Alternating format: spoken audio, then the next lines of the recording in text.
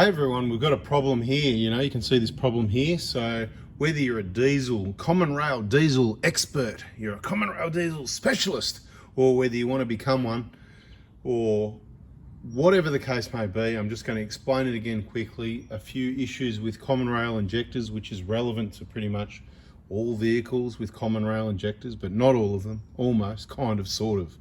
So let's start off with, firstly, you can see all this mess here. What's that caused by? So rewind a little bit back at the start.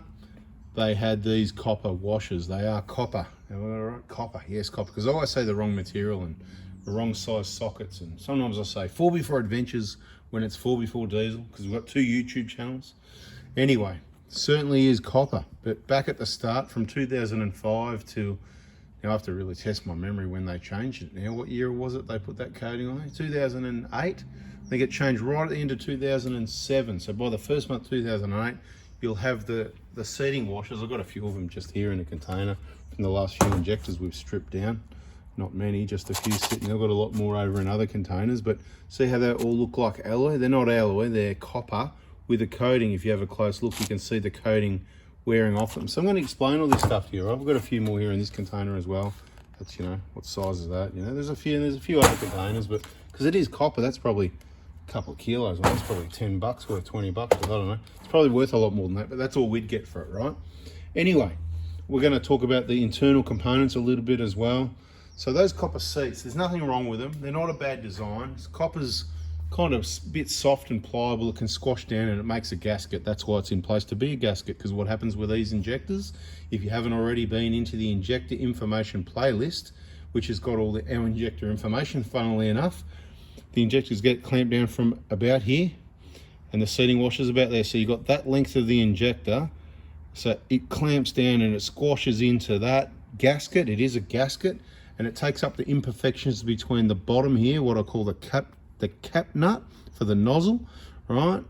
It takes up the imperfections, the machining imperfections on the bottom of that nut there, or on the head, where, because these injectors, these insert down inside the cylinder head, okay? Direct injection. So what needs to happen there? It needs to be 100% sealed, because if it leaks, this is what happens. So Toyota design engineers, they sort of went, okay, well, every 40,000 Ks, because they didn't know how good these engines were going to be, the 1kds. They didn't know that the valve clearances were basically, generally speaking, the valve clearances were never going to go out. They didn't know that, okay?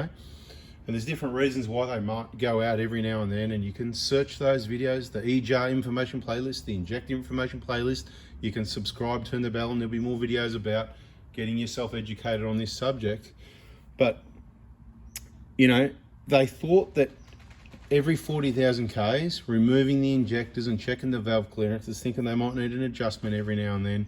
And it does say in bold to be very careful. Risk of contamination is high, because you got your injector inlets here on the side of the valve cover and all this dirty muck. You can see these come out of it, and it's just, look, this was a clean bench. Look at all the crap just from putting those down on the bench carefully. And we've stripped one down. We're going to get to that in a minute. Well, not completely, but partially, to give you a bit of information there. But, they thought 40,000 Ks was going to be okay, and certainly it would have been. They certainly don't leak anywhere near 40,000. This isn't a Toyota or Denso design problem, an engine problem, or an injector problem. It's just simply longevity, okay? Now, these last well in excess of 100,000 kilometers. This set, I didn't actually look it up to see how many Ks it's done. It's just a return set of injectors that we do the free contamination check on, which is happening right here. No news is good news. You won't hear from us. All you'll hear when we get your injectors, because we do sell injector kits, in case anyone missed that, Monday morning, 7:30 AM. If you want more information, search our videos, latest injector kit information. That'll give you the information you need. Like, it's only brand new, genuine injectors. We're the ones that told you. That's really important, okay? It's important to avoid those Chinese copies, those counterfeit versions, those remanufactured ones. Remanufactured injectors come in exactly the same boxes, and a lot of people cannot. They do fail to identify those. A lot of people cannot identify those. We'll only supply you new. You need new fuel pipes. You need the whole kit. You probably need someone to do the job, or some videos to teach you how to do it. It's all in the VIP group, so keep watching or check out that injector information playlist. Okay, so these seats, I've seen them sort of leak from about 160K, sometimes around 200. It all depends if they've been taken out. It all depends if they've torqued them down again next time. It all depends if they've replaced them or not. It all depends if they cleaned the seating surface, as demonstrated in our injector videos. There's lots of important information needs to be carried out if you're doing injector works, replacing injector, stuff like this. Okay, so moral of the story, if you take it to a dealer, they're meant to remove the injectors is the correct procedure to check valve clearances. Quite often, they just bend the pipes back, take the cover off, generally speaking. You know, we've got photos and evidence of that. I don't think they would deny it. Everybody knows that's what they do. You've seen the jack in the box in the videos. The evidence is there. They just pull off the pipe, bend them back like a lot of bodgy workshops do. Valve cover comes off, contamination everywhere. Injectors stay there and they work around the injectors to check the valve clearances, which are never out, because hardly anyone has ever been told, oh, look, we've got to adjust your valve clearances now. We need the car overnight or for a few days. We've got to order parts. We haven't got these buckets in stock. Doesn't happen, does it, right? That's why you've got to listen to get the right information to keep the vehicle reliable, because was it worth the contamination if the valve clearances are never out? No, it's not. So you don't check the valve clearances until you're replacing the injectors. That's when you check the valve clearances. Why? It's really simple. Risk of contamination to the injector inlet. Waste of money doing the work. If you do it every 40,000 Ks, it's hours worth of work. 40, 80, 120, 160, 200, replace your injectors, 5 lots of labour. That pays for your injectors. Your injectors are free if you listen to me. It even rhymes. Your injectors are free if you listen to me. I'm a poet and I didn't even know it. Anyway, keep listening if you want. Have a laugh if you want. You can think I'm dreaming if you want. But at the end of the day, I know about this stuff. I've got a lot of experience with it. I'm trying to give you this information to help you so you don't have a situation like this, because this nearly cost him an engine. I haven't even spoken to him yet. He might even just, you know, he knows, he's seen the videos, he got the injectors off me, he's sent the returns, he's getting his free contamination check, and everybody else is getting an education, in case you missed the older videos, because it's all in the videos in a lot more detail. Injector information playlist. You go on 4x4 Diesel and you look up the playlists, right? That's our YouTube channel, 4x4 Diesel, you know, the one you're on now. Okay, so you go to your Google account and you go subscriptions and you go, oh, there it is, 4x4 Diesel. Click that, it'll open up and you'll find playlists. You'll find it anyway. Okay, so what's happened here? These have just been left in there way too long. I'm going to take a guess at 200,000 Ks. Draw a circle around it. Excuse me, it could be 150, could be 250, hey, it could be 300, you could be really lucky. So let's go back to those coated ones for a second. So what's the go with those if they're not a different material? Special coating, doesn't matter what it is, supposed to make them last longer, and I believe they do last a bit longer. I'd say it probably adds 20 to 30% more life to them, so it certainly does work. Like I said, they changed that. First month 2008. Sorry, every now and then we've got to go over this information again, but let's make it really clear. So those seats were better from the first month 08, but it doesn't mean they last forever. There's all these people, oh, my original injector's never been at 300,000 Ks. Well, look, you can do whatever you want. That's luck. You can roll with luck as long as you've got 20 grand in the bank, because, you know, that's what it's going to cost you if you go to the average, you know, place to get some works done and get sold some stuff you don't need. And if you include all your time and your comebacks, going back there second, third, fourth time, could be even more than that. But look, I'm a bit casual here, you know, I'm going to stop and have a bit of a drink. It's my time I'm giving to you to explain this to you, so I'll take my time. And all the right people will listen and they'll learn, and bada bing, bada boom, right? So, what are we up to? So, you know, we've covered when they should be changed, we've covered roughly how long they last, we've covered that the coated ones last a bit longer. Doesn't matter how long these ones last. Now let's cover what happens if you don't change them, or if you don't clean the seats properly, if you don't have a clean arrangement and you don't torque them down to the correct torque spec. Okay, firstly, what happens? What happens is eventually that seat there is off this injector, so don't worry about it. The one off this one, I hope he got it out from down in the head area, because what happens when they're like this, often that washer that belongs there like comes out on these injectors, like that one came, etc., not this one. It stays down the hole, which is, you need to watch the videos and you see how to clean and how to retrieve it without damaging the seat. Some people are posting on our Facebook groups, oh, you know, what seat cutting tool do you need when you do your injectors? You need no seat cutting tool, okay? You just need the dowel, comes in the kit. You don't need any seat cutting tool. Please don't do that. You're going to do damage and cause other problems. No seat cutting, okay? It doesn't need to be done. Genuine parts, so that you make sure you get copper and the best original genuine Toyota parts. Okay. What do you need? Yeah, you don't need that. So what's going to happen is, eventually that seat's going to start leaking, which is down here. okay? As you can see, compression's down here, pistons going up and down like this, right? Boom, boom, boom, right? Then these seats start leaking. Compression blows up past this injector body up here, right? Up past the nozzle cap nut area. There's an O-ring right there. There's an O-ring right there and there, right? In this area here, all right, is where the oil flows. Excuse me, I got a bit of a bloody tickle in the throat. I'll tell you, it happens every time I do a video. I'm fine the rest of the time. This is where everybody edits. A little bit of water. Let's see how we go. See if we get another minute out of me. Okay, so what happens then, as you can see, if you've got oil flowing there, it's pretty straightforward. Do I have to keep talking? All the people that watch the videos know. There's oil here, the heat blowing up there. It takes out the O-ring. It's just an O-ring. So it cooks the O-ring. It goes hard like plastic. It cracks up. Then this oil that's meant to be up here leaks down here. That's what's happened here, right? You can see that's why it's all black. Often people say, oh, so what my injectors like? What do they look like? Oh, you know, I pulled them out. You know, how they look really good, you know? Of course the injectors look really good. They usually look really good. You want to get them out. These ones are a bit grotty. You can see they're black at the top because this oil would have been really dirty because of this situation. Maybe a lack of oil changes as well, but this will wreck your oil really quickly, which is why it's important to watch the videos and understand this whole situation.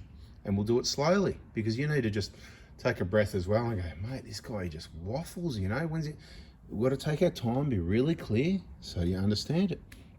Okay, so oil's coming down here now, compression's going up, all your oil's getting all baked and cooked and it starts to look like that. It'll start off slowly, little particles will be going up past that O-ring, remember, because the oil came down, and it's going to float around the oil gallery of the vehicle, right, around the engine.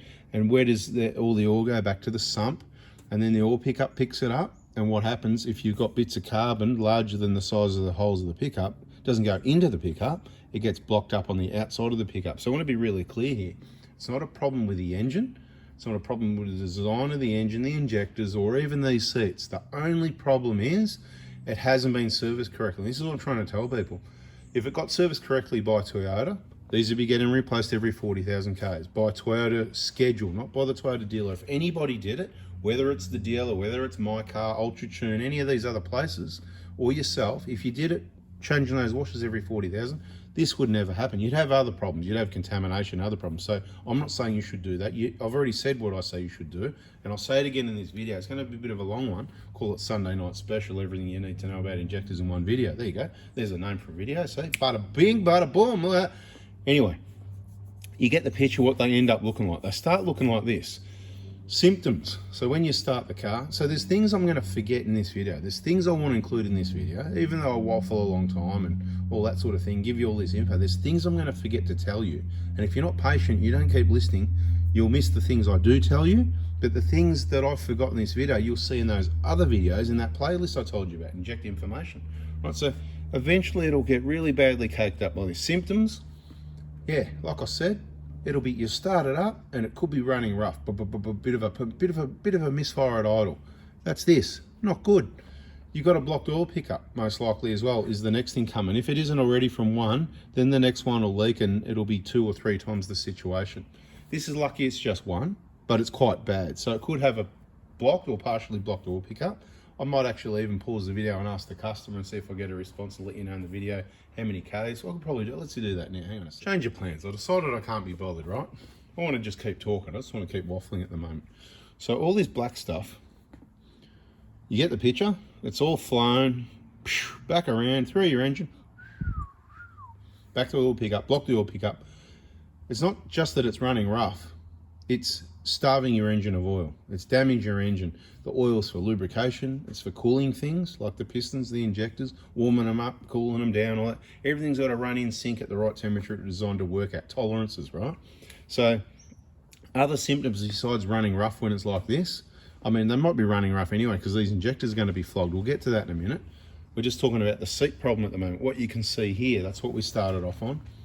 Now, at the end of the day, you're going to have most likely blowing smoke because the next thing that's going to happen, but it could stop after a while. So when this O-ring first splits, you will then get, when the oil starts running down, and say you drive 10 Ks, the oil's going to get nice and warm, you're going to come back, switch it off, it's going to sit there, it's going to run down past that split O-ring down here. Remember, it's going to let it sit overnight maybe, or even an hour or two, depends how bad all these leaks are as to how quick things happen, What oil are you using? Is it new? Is it old? Is it fresh? Is it thin? Is it thick? Short trips, 3Ks, all stays thick. Longer trips, 50Ks, nice, thin and hot.